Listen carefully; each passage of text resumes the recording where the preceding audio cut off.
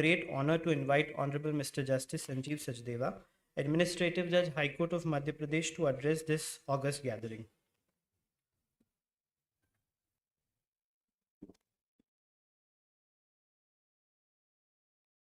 My esteemed brother and sister judges on the dais, off the dais. Justice Rusia just mentioned that cross-examination is a dying art. There has always been a debate, is cross-examination an art? Because always the concept is that art is something you're born with. And when I joined the profession way back in 1988, I started in the trial courts. And we used to watch seniors cross-examine, lawyers cross-examine, always used to wonder कि ये सवाल क्यों पूछा, ये क्यों नहीं पूछा. And those are things which we used to see. Then this was in 2002? 2002, British Council came up with a project in Delhi, जब उन्होंने कुछ lawyers को चुना to train in examination, cross-examination. I was one of those lawyers, Mr. Virwani was one of those lawyers.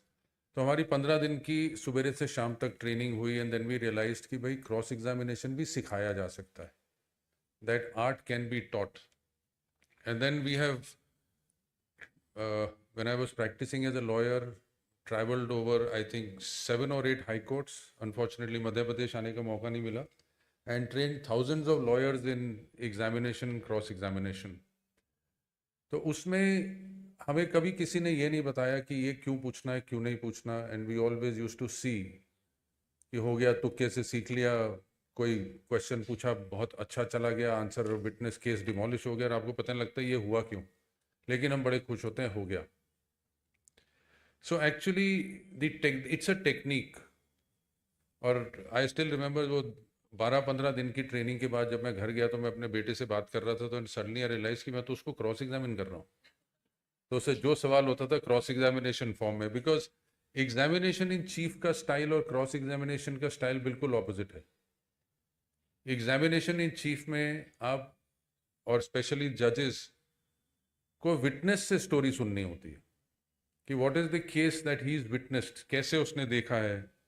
तो वो आप एक particular type के क्वेश्चंस उसको पूछेंगे which are called open questions. And mister Virmani will tell us in greater detail कि open question या जैसे जस्टिस रूसिया ने कहा non leading question. Non leading question क्या होता है? Non leading question is a question जिसमें आंसर नहीं होता, सिर्फ प्रश्न होता है, आंसर विटनेस के मुंह से आएगा. आप कहाँ जा रहे हैं, that's a non leading question. आप हाई कोर्ट जा रहे हैं, दैट्स अ लीडिंग क्वेश्चन, क्योंकि क्वेश्चन के अंदर आंसर है. तो this is a subtle difference between examination in cheap and cross examination the question.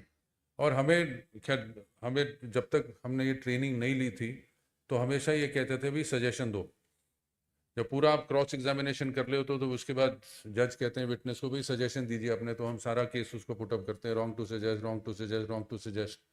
और वो सवाल का उत्तर आने से पहले ही, विटनेस के जवाब देने से पहले ही जज लिखवाना शुरू करते हैं wrong to suggest so and so. तो इस टेक्निक में सजेशन नहीं देते आप अपने सवाल पूछते हैं जिनमें आपके सारे सजेशन ऑलरेडी आ चुके होते हैं. क्वेश्चन कैसे फ्रेम करना है, कैसे क्लोज करना है, बहुत इंपॉर्टेंट होता है इन cross examination.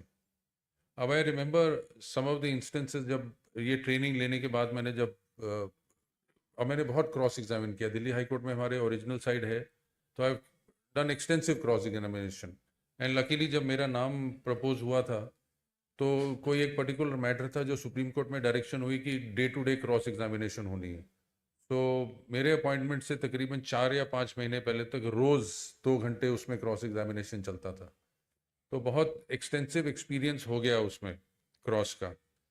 I remember a case की, मतलब अब होता क्या है कि हमें ये नहीं पता होता कि कब क्या चीज़ पूछनी है. अब सजेशंस का एक एग्जाम्पल मैंने कोर्ट में नोट किया. एक विल के ऊपर झगड़ा था, तो यंग लॉयर क्रॉस एग्जामिन कर रहा था, उसको क्वेश्चन लिख के उसके सीनियर ने दे दिए, भाई ये पूछ लेना जाके.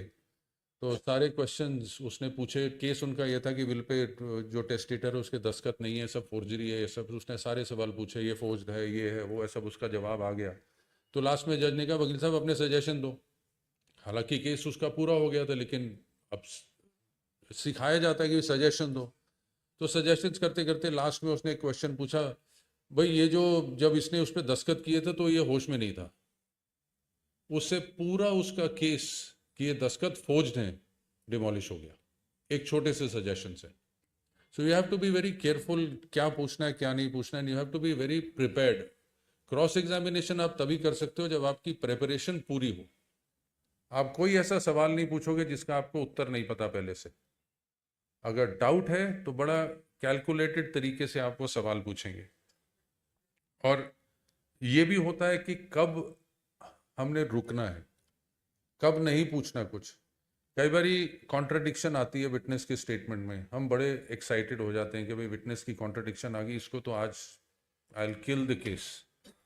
तो एक किसी ने एक सवाल पूछ रहा, किसी कोई इंसिडेंट के बारे में, मर्डर केस था, तो उसने कहा जी जब ये इंसिडेंट हुआ तो आप कहाँ थे? उसने कहा जी मैं दरवाजे के पास खड़ा था। तो थोड़ी देर क्रॉस एग्जामिनेशन चलता रहा, थोड़ी देर बाद फिर उसने सवाल पूछा, जी ये जब इंसिडेंट हुआ तो आप कहाँ थे? तो उसने कहा जी मैं खिड़की के पास खड़ा था। थोड़ी देर फिर क्रॉस चलता रहा, तीसरी बारी उसने फिर पूछा कि जब ये सवाल हुआ, जब ये इंसिडेंट हुआ तो आप कहाँ थे? तो उसने कहा मैं कुर्सी पे बैठा था। तो वकील साहब बहुत खुश कि अब तो इस विटनेस को आज मैं कच्चा चबा जाऊंगा। तो उसने चौथी बारी फिर पूछा कि जब ये इंसिडेंट हुआ आप कहाँ थे? उसने कहा अब तो ये विटनेस गया। तो विटनेस कहता है जी क्या बताएं साहब, जब ये हो रहा था तो कभी मैं दरवाजे के पास, कभी खिड़की के पास, कभी मंजी पे बैठा हुआ था। जो कॉन्ट्रडिक्शन आई थी वो खत्म हो गई। तो इसलिए you have to be careful, you have to know when to stop. And I remember एक केस में क्रॉस एग्जामिन कर रहा था, अगेन विल का झगड़ा था। सिस्टर ने केस फाइल किया हुआ था ब्रदर की तरफ से पार्टीशन का। ब्रदर ने विल सेटअप करी हुई थी, विल फादर की थी जिसमें ब्रदर एक अटेस्टिंग विटनेस था। तो जब क्रॉस एग्जामिनेशन शुरू हुआ तो मैंने विटनेस से पूछा जी आपको सवाल हिंदी में पूछें या इंग्लिश में पूछें? वो लेडी थी सिस्टर, कह रही जी हिंदी में पूछना। मैंने जब अपने नोट्स देखे तो उसमें ये मैंने देखा कि वो इंग्लिश की टीचर थी। तो उसी समय मेरे दिमाग में ये खटका हुआ कि ये इंग्लिश टीचर होके मेरे से क्यों बोल रही है हिंदी के सवाल पूछो। थोड़ी देर बाद जब मेरे को पता लगा, जब दो चार सवाल पूछे तो मेरे को पता ये लगा कि उसके हस्बैंड को इंग्लिश नहीं आती थी और वो कोर्ट में खड़ा होकर उसको पीछे से इशारा कर रहा था। तो अब उसको अगर सवाल समझ नहीं आएगा तो वो इशारा कैसे करेगा, इसलिए उसकी वाइफ ने कहा जी हिंदी में पूछना। और वकील साहब, हमारे एक सीनियर वकील साहब थे, जहां सवाल कोई थोड़ा टेढ़ा हो, बिफोर कि सवाल पूरा कंप्लीट हो वो खड़े होकर लड़ना शुरू हो जाए, तो इतनी देर में इशारा हो जाए और केस खत्म, क्रॉस एग्जामिनेशन में गड़बड़। तो जब मैंने 4-5 बारी 6 बारी ये देखा तो आधा पौना घंटे बाद विटनेस को सिंपल सिंपल सवाल, आप क्या करते हैं, कहाँ पढ़ते हैं, क्या करें, तो विटनेस को लगा इस वकील साहब को तो कुछ आता ही नहीं है, तो ये तो बस ऐसे ही सवाल पूछ रहे हैं, टाइम पास कर रहे हैं। बीच में जहाँ टेढ़ा सवाल आए वो वकील साहब लड़ें तो हो जाए। अब मैंने लास्ट में एक सवाल पूछा कि ये विल देखिए, इस पे बताइए आपके फादर और ब्रदर के दस्तखत कहाँ है, और मैंने वकील साहब के कंधे पे हाथ रख लिया। वो उठ नहीं पाए और मेरे से लड़ना शुरू हुआ। इतनी देर में उन्होंने कहा जी ये फादर के दस्तखत हैं, ये मेरे ब्रदर के दस्तखत हैं। टेस्टेटर के और आई विटनेस के सिग्नेचर एडमिट हो गए, तो वहीं केस खत्म हो गया। तो इसलिए आपको बड़ा कैलकुलेटिव तरीके से क्रॉस करना पड़ता है, और वो तभी होगा अगर आपकी तैयारी पूरी होगी। आपको ये भी समझना पड़ता है विटनेस कैसा है। आई रिमेंबर हमारे एक दिल्ली में बहुत सीनियर वकील साहब थे, अब तो वो रहे नहीं। उनकी आदत थी, वो बहुत, मतलब he was an expert in criminal trial में, एक्सपर्ट थे।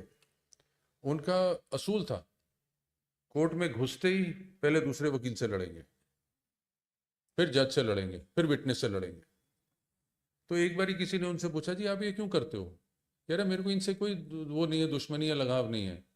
अब मेरी जब इनसे लड़ाई होगी तो इनका फोकस सारा ये रहेगा कि इस वकील को सबक कैसे सिखाना है। केस के बारे में भूल जाएंगे और जो निकलेगा सच निकलेगा। तो that was the technique. Everybody has a different technique, not that I am saying कि आप जाके लड़िए सबसे, पर there are simpler ways of doing things. And since we are here to hear Mr Virmani, I am sure he will make it very interesting for us. Thank you very much for coming. This is again, like I said last time, again one of the sessions in a series of other training sessions that we'll have. Thank you very much.